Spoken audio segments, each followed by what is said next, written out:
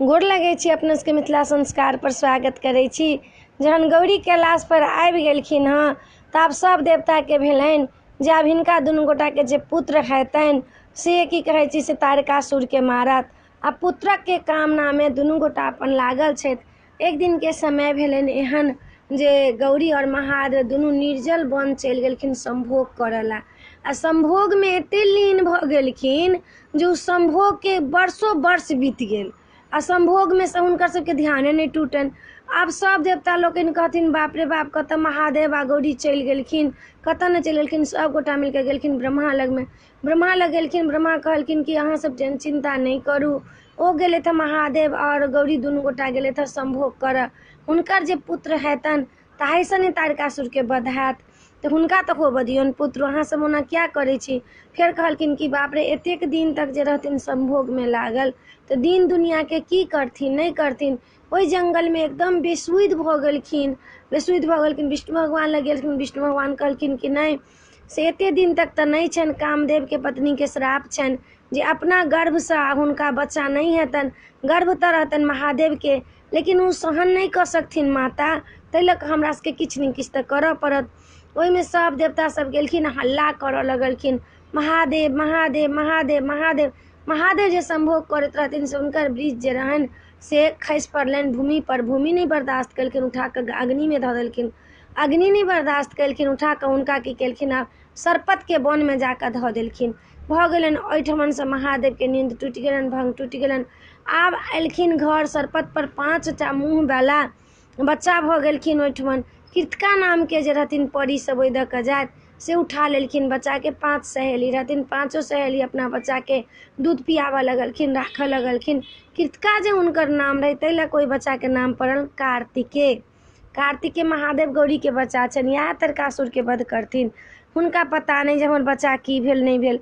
आब गौरी जे छथिन से खिन्न रहऽ लगलखिन एकदम से, जे एकदम से खिन्न रहऽ लगलखिन। ने मन खुशी रहनि ने किछु रहनि हुनका, एकदम से मन विचलित विचलित होबऽ लगलनि। किछो में मन नहीं लगन, कथू में मन नहीं लगन। हुनकर कैलाश संभोग पूरा नहीं भेल रहनि, ताहि दुआरे कैलाश पर एलखिन, कहीं मन नहीं लगल हुनका। कहलखिन कि जे अहाँ से एना किया रहै छी, तऽ कहै छथिन हे प्राणनाथ अहाँ सब किछु जानऽ वाला लोक छी, अहाँ सब बुझऽ वाला लोक छी, अंतर्यामी छी, तखन हमरा से अहाँ किया पूछै छी। जहन औरत के स्त्री के संभोगक टाइम में किछो विघ्न भऽ जाइए तऽ ओकरा बड्ड किच किच किच किच मोन होबऽ लगैए, ओकर मोन पूरा नहीं होइए। ताहि लऽ कऽ हम किच किच छी, हम एते भऽ गेलहुँ, हमरा पुत्र नहीं अइ, एकटा निसंतान छी, हमरा ओहि लए मोन किच किचायल अइ, हम कोन उपाय करू। कहलखिन अहाँ चिंता नहीं करू हे प्रिय, अपने के हम देखै छी।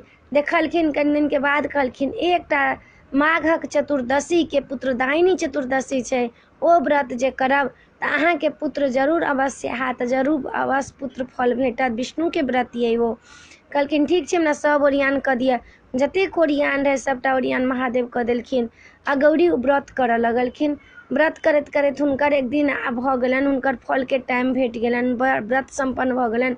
महादेव आ गौरी फेर निर्जल वन में चलि गेलखिन, एकदम झाड़ बहार केलखिन, ओहिठाम पलंग तलंग ओछेलखिन, सब चीज केलखिन। जखने संभोग करऽ लगलखिन, विष्णु भगवान कहलखिन आब संभोग तऽ करऽ लगलखिन, आब हुनकर पुत्र के तऽ फल भेटतनि। संभोग जखने करऽ लगलखिन एकदम दुनू मस्त भऽ गेलखिन, संभोग करऽ में एकदम मस्त भऽ गेलखिन। की भेलनि महादेव के, विष्णु भगवान एलखिन बूढ़ ब्राह्मण बनि कऽ, बुझलखिन आब भऽ गेलनि हुनका सबके बूढ़ ब्राह्मण बनि कऽ जे माता माता हमरा बचाओ, भोला बाबा हमरा बचाओ, हमरा बड्ड भूख लागल, बड्ड भूख लागल। ई माता सुनलखिन, माता उठि कऽ ठाढ़ भऽ गेलखिन, महादेव ठाढ़ भऽ गेलखिन।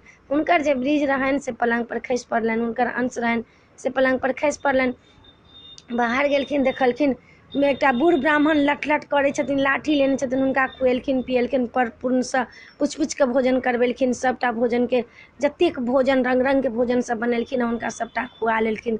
जहन सबटा खुआ लेलखिन हँ तऽ कहलखिन आब हमर एकदम परिपूर्ण भऽ गेलहुँ, हम तृप्त भऽ गेलहुँ, अपने सबके आशीर्वाद दै छी।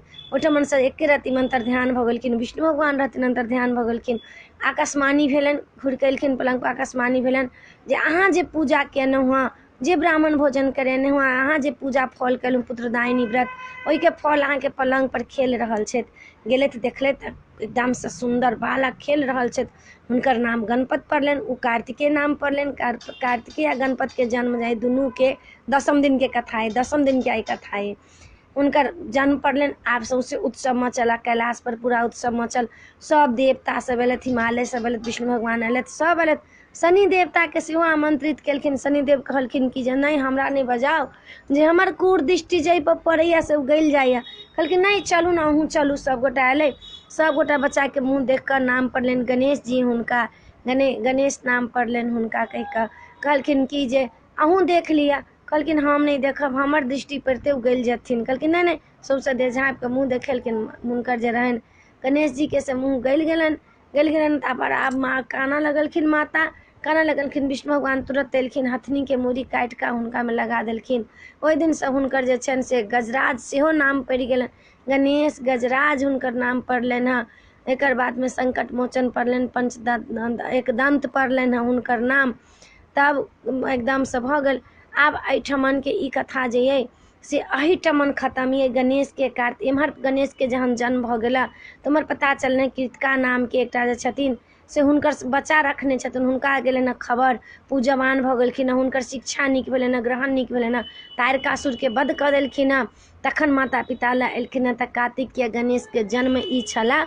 आब दोसर भाग में अइ से गौरी के ननद एथिन, गौरी के भागिन एथिन, गौरी चोरनी बनथिन, गौरी छिनारि बनथिन। ई 10म दिन के कथा छला अपने सबके। अपने सबके ई वीडियो के कथा नीक लागत, ई वीडियो में इएह छला। अपने सबके नीक लागत तऽ चैनल के सब्सक्राइब करऽ नहीं बिसरबै। जरूर सब्सक्राइब करबै, जरूर लाइक करबै, कहबै जरूर नीक लागल कि नहीं लागल। जय मिथिला, जय माता जी।